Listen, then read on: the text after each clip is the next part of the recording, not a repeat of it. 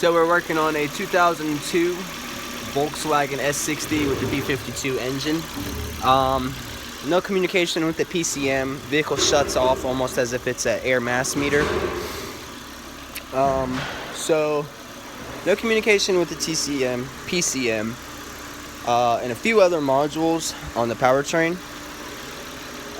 So I've been checking a lot of things. Apparently the CAN line was down.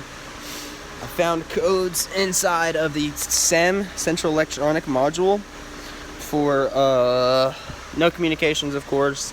One of them was an ETM. I've never heard of that module, so apparently it's electronic throttle module. Went to unplug the module, cleared the codes, nothing came back. Found that these wires were frayed. I don't know if you can see it, but right here, it melted on the radiator hose. Right there.